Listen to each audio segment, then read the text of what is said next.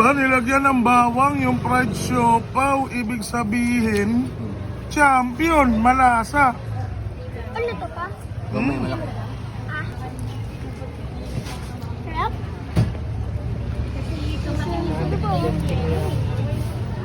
Tikman natin para. Tikman natin.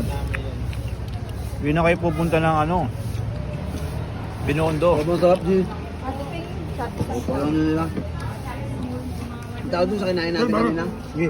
May hipon? Oo. Ang tawag din ba? Try mo to. Sorcery Manson. Sarap. Tinanggal. Hindi, kakat ka na lang yun. Ito, sir, ano to? Ito, ano ba? Sarap, no? Ah, sarap. Meron ba? ng baw namin.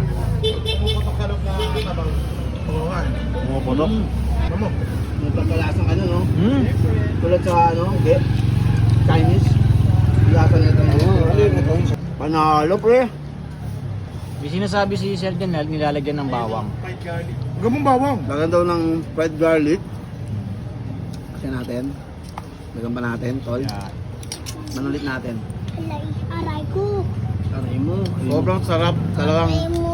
Bagay yung crunchy. garlic. Bagay crunchy talaga. Kakaiba siya, no? Pwede pala siyang lagyan ng ganun. Sarap. Masasabi ko, Mamaya mo ako. hindi mo na kailangan pumunta ng iba't ibang klaseng Chinese restaurant mula Binondo, Omping, Banawi, Retiro. Nasa Tondo na. Alam mo yun? Alam mo ha? Siyempre, FD Bites by Arvin's FD Manila. Ayan o. Shoutout nga pala kay Boss Cyper 1 ng Dress to Will brand. Boss Cyper 1, baka naman! Uniform lang, boss. Boss, uniform lang. Alam mo ha? Pag-usapan na natin. Siyempre,